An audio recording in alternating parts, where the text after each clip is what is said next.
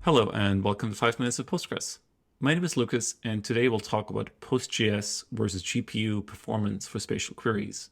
We'll also take a look at using HammerDB and custom automation scripts to benchmark the Citus extension. First of all, in this blog post by Paul Ramsey, he compares PostGIS performance against GPU performance using a simple dataset of Philadelphia parking infractions data. He's trying to answer the question, should we be using GPUs for this? Does it make sense to optimize PostGIS with GPUs? He's using Crunchy Bridge database as a service to test PostGIS with. He loads the Philadelphia data into the database and then creates a spatial index on that table. He then runs a rather simple query and then looks at the performance here. The plan had no parallelism, so he was really only using one core. He was trying to understand why that would be. And the reason is there is a minimum table size for parallel queries. If you have a very small table, Postgres is not going to parallelize the query because the overhead of parallelism may be higher than the benefit. Now, in this case, Paul wanted to make sure that he was using parallelism, even though it's a small data set. The result here was running 24 seconds to execute a join and looking at 9 million parking infractions joined with 150 neighborhoods. The answer to the initial question, is this faster than a GPU? It is actually not. The GPU purpose-built solution took just 8 seconds to execute the same kind of data analysis. GPU-based analysis is actually faster, but you often will find yourself in a situation where you want the flexibility of PostGIS. However, there could be a benefit to using GPU in the future to optimize these queries. If you're looking to optimize PostGIS performance, it could also interest you to look at this PostGIS performance benchmark tooling that the PostGIS team themselves uses for testing their extension. Now, the other blog post that I found interesting was written by Jelte from the Citus team. I think this is actually good advice to Paul's earlier blog post, because what he's saying when he's running performance benchmarks, the important part is automating it. If you run a benchmark, you should automate it.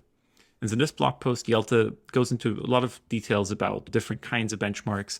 He compares OLTP, OLAP benchmarks. I'll skip over most of that, but do take a look at this post if you're interested in the basics of running benchmarks. What he does end up with is two important things. First of all, they ended up using HammerDB for doing a lot of the testing for the Citus extension. HammerDB is a nice standard benchmark suite that you can use to compare database performance. I would encourage you to take a look if you're trying to benchmark your configuration settings or your database hardware. HammerDB might be useful to you as a way to drive a typical TPC-C or TPC-H benchmark. They've also built their own tooling, which we'll get to in a moment. I think what they did nicely here is they have one command, provision some databases, run the benchmark suite, and get the results, where it made it easy and cheap for them to run repeated benchmarks. If you're building your own extension, or even if you're just trying to get the best hardware or get the best configuration settings, I think making it as simple as this, having a single command line to run your benchmark, that's really key to be able to benchmark well. What they were trying to prove here, by the way, is that if you add more nodes to a Citus cluster, it has a higher transaction throughput, essentially. They were able to prove that successfully. They also optimize the Citus extension using this approach. You may find that the automation tooling that they built is quite useful and good to look at. Ever since Citus got acquired by Microsoft, of course, these things are on Azure. But I think the lesson learned here is more general, which is looking at infrastructure automation, not just database query automation, because ultimately you need some kind of hardware to run your benchmark on. It's actually really useful instead of running something on your laptop where you'll have not as comparable data and the caches might be warm. And so you get not as repeatable results.